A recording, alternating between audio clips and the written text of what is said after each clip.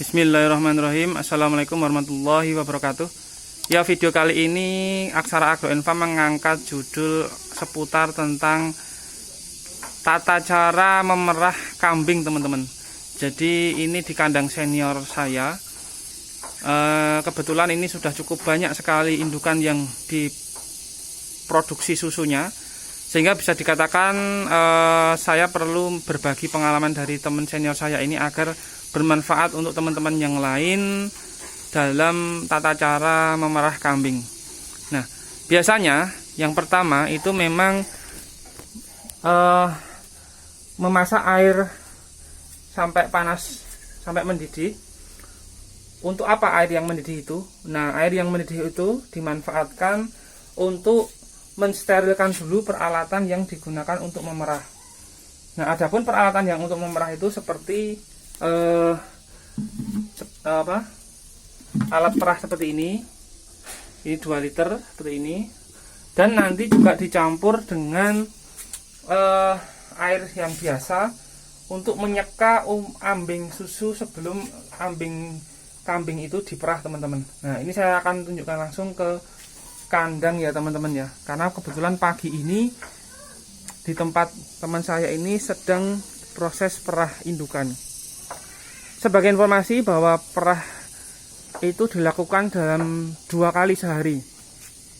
Jadi sebelum perah sudah diberikan pakan terlebih dahulu. Kebetulan ini di kota Jogja sehingga pakanannya semuanya full kering. Nah, setelah diberikan pakan yang pertama dari kangkung kering, jeda 2 jam lalu dilakukan pemerahan, teman-teman. Nah, setelah pemerahan baru diberikan sentrat, teman-teman. Nah, itu pagi harinya. Nah, nanti siang hari menjelang sore juga seperti itu, sehingga dalam 1 hari itu proses perah dilakukan 2 kali, yaitu pagi jam 9-an lalu sore jam 4 sore, teman-teman. Nah, saya sekarang langsung mau menuju ke tempat perah teman-teman saya ini. Memang ini kandangnya kandang baterai ya, teman-teman ya. Nah, ini yang saya bilang sebelum diperah itu ambing susunya ini diseka dulu, teman-teman, pakai air hangat ruam-ruam gitu biar bersih. Nah, ini juga diperah, setelah itu baru diperah.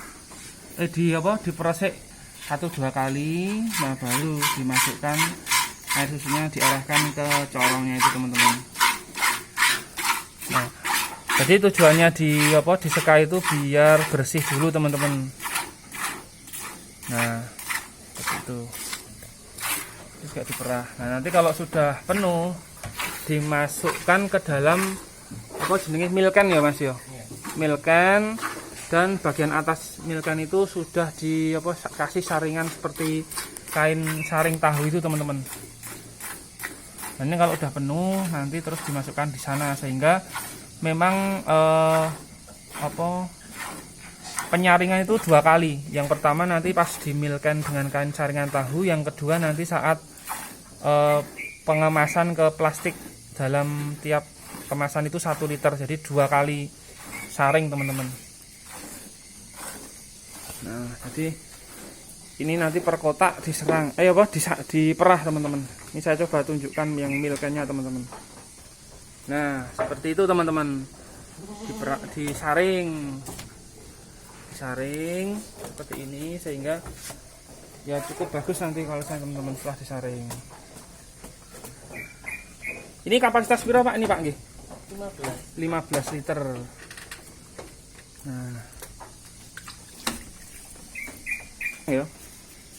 Nah, nih semua seperti itu, teman-teman, penanganannya. Jadi bisa dikatakan SOP merah itu kalau di sini seperti itu. Dicerotkan dulu keluar 1-2 kali sebelum dimasukkan ke kemasan, teman-teman.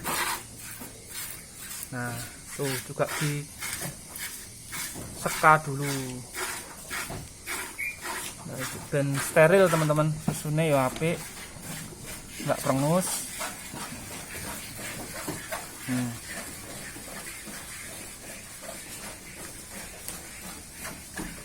Merahnya tangannya seperti itu, teman-teman. Yo nek akeh yo pegel ya, Mas ya. Nah, itu. Nah, ini kambingnya kecil tapi ambing susunya loh. Gede banget ini.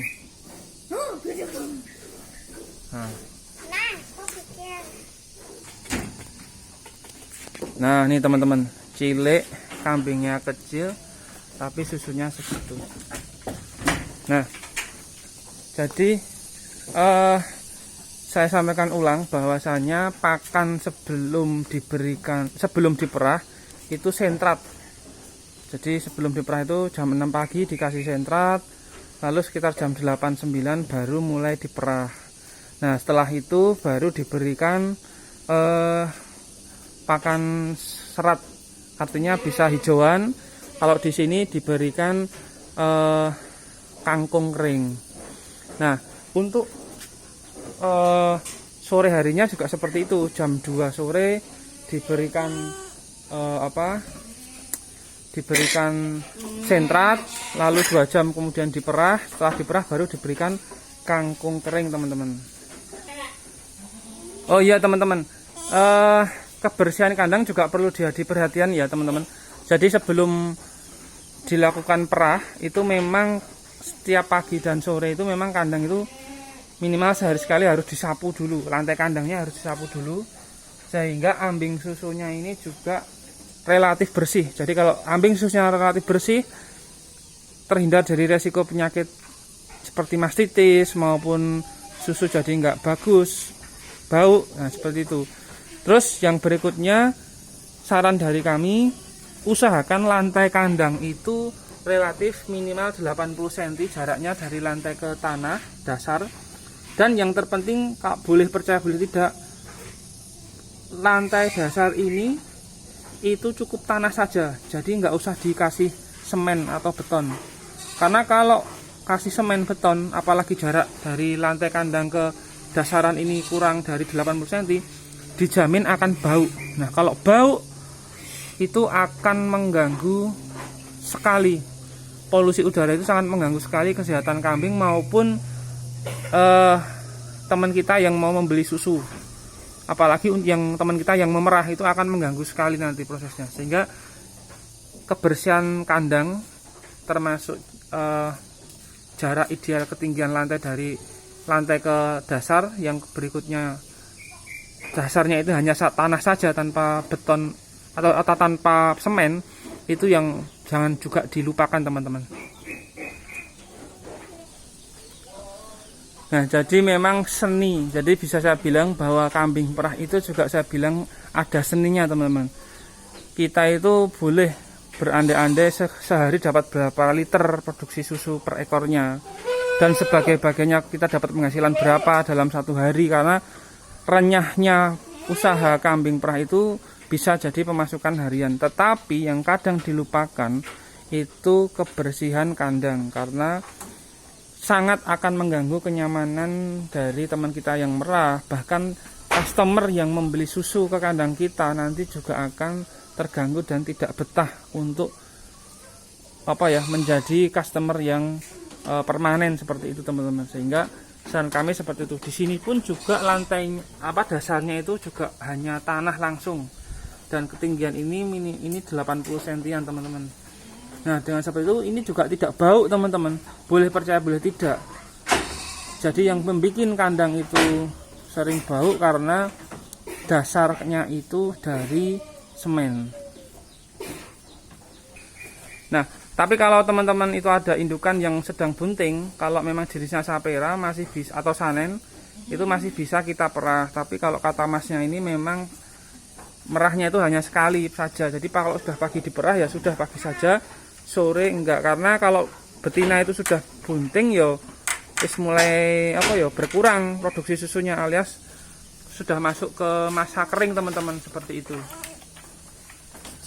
Nah, ini enggak bunting ya, Ini bunting juga? Bunting 3 bulan. Oh, ini bunting 3 bulan. Nah, ini teman-teman. Ini omeng sekali, Mas. Ini 2 kali masih. Oh, masih bisa ya? Full blood, Mas. Oh, ini full blood. Nah, sini ku sapera toh? Kalau seinian sapera, wong telingane masih lembreh kok. Nah, ini karena dia full blood sanen, jadi meskipun bunting 3 bulan itu masih bisa diperah sehari 2 kali nggih. Nah, jadi memang berpengaruh teman-teman, ada ana rega ana rupa. Jadi kalau sanen full blood ya meskipun bunting masih bisa diperah. Biasanya kalau sanen full blood itu wis ra iso diperah usia piro, Mas? Ya tergantung kualitasnya kambingnya. Oh. Itu 4 bulan masih bisa? ini masih paling 1 kali. Tapi nek sapera yang seperti ini telinganya masih gini ya ngene Mas ya. Paling ini usia berapa sih, Mas? Ini paling 2 bulan. Oh, 2 bulan wis diperah hanya sekali saja. Kalau yang model telinga seperti itu, sapera telinganya masih ngelembreh seperti itu. Malah hampir kering katanya nih. Tapi kalau model yang masih full blood ya meskipun 3 bulan bunting, usia 4 bulan bunting, alhamdulillah masih bisa diperah. Nah, itu beda kualitas teman-teman.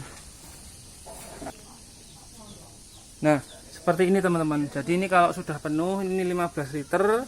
Terus kalau sudah penuh ganti lagi tempat yang baru teman-teman. Ini disaring. Nah, nanti penyaringan kedua saat pengemasan ke plastik 1 kilo. Itu disaring lagi dengan saring biasa. Seperti ini teman-teman saringnya. Nah, ini nanti disaring dalam kemasan 1 liter. Terus habis itu dikareti lalu dimasukkan di freezer seperti ini. Nah, kalau di sini nanti konsumen itu langsung datang beli. Bahkan kalau untuk yang pabrik susu, kita di sini teman saya langsung mengirim setiap 300-an liter langsung disetor sama teman saya ini teman-teman. Nah, jadi itu renyahnya usaha kambing perah. Ya kalau saat ini teman-teman mungkin melihat sudah enak ya, karena sudah berjalan ini prosesnya, sudah berjalan lebih dari 5 tahun teman-teman. Tapi kembali lagi bahwasanya yang usaha itu ada proses, dan proses itu sudah saya ceritakan pada video-video sebelumnya teman-teman. Nah, mungkin itu teman-teman video tentang tata cara atau SOP memerah kambing, sehingga diharapkan kualitas susu kambingnya juga bagus, tidak bau. Seperti itu ya. Saya doakan semoga teman-teman semua dalam keadaan sehat selalu. Terima kasih atas supportnya dengan menonton video Aksara Agro & Farm. Wassalamualaikum warahmatullahi wabarakatuh.